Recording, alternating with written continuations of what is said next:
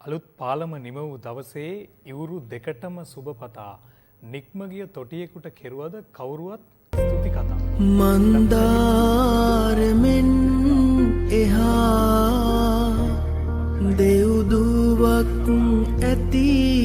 බලා මට යන්න දෙන්න සියුමැලියේ